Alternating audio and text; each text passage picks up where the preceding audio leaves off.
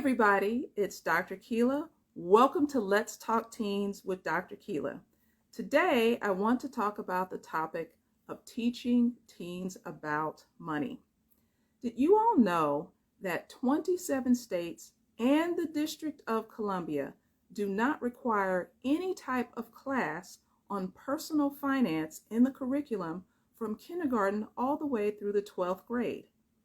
Now, although money is not the most important thing in life, it is important, and financial education is a must. And so this message is not only for teenagers who are watching, but for the parents as well. I look at it this way. Our families are like a team, just like the Atlanta Falcons, right? You have the offense and the defense and the special teams. Well, you've got the parents and the kids, and you are a team. And you need to work together as a team when it comes to your financial education.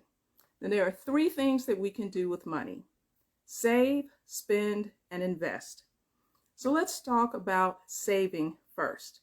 Parents, for your minor children under the age of 18, first of all, get them a savings account.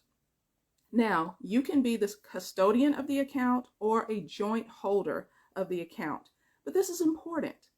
Take your teenager with you to the bank or credit union to open up this account. Let them experience the pride of being banked. Now, you may say, well, what are we going to start with the opening amount? It could be money from their chores that you pay them as an allowance. It could be gifts. Maybe grandma gave a gift of $100 or so for a birthday. Whatever. Start somewhere. Now, number two, and this is a big one, spending, because people love to spend, right? Teenagers want the latest fashions, the latest gadgets. They want to go to the mall and hang out with their friends. All of those things cost money. So the next thing is to open up a checking account and talk about budgeting and proper spending. Parents, you have got to set the example here and have these discussions.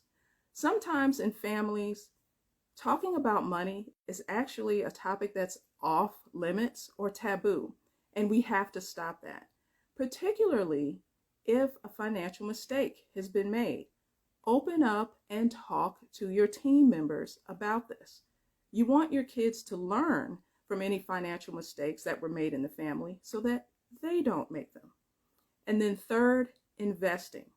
Specifically, there are books on Amazon about investing for teenagers, and you want to tell your teens investing is about growing your money and having your money actually work for you.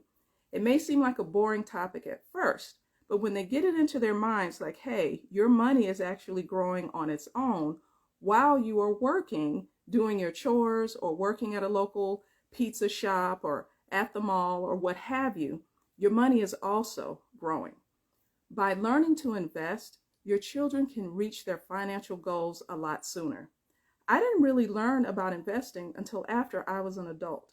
So the sooner your kids start, the better off they'll be. So now parents, for those of you who want to get a free copy of Nia and the Numbers Game, put in the chat #FamilyFinance. So the first person to put that in there will be sending you a free copy of Nia and the Numbers Game. All right, everyone, this concludes this week's edition of Let's Talk Teens. I will see you all next week. Until then, think positive and be positive.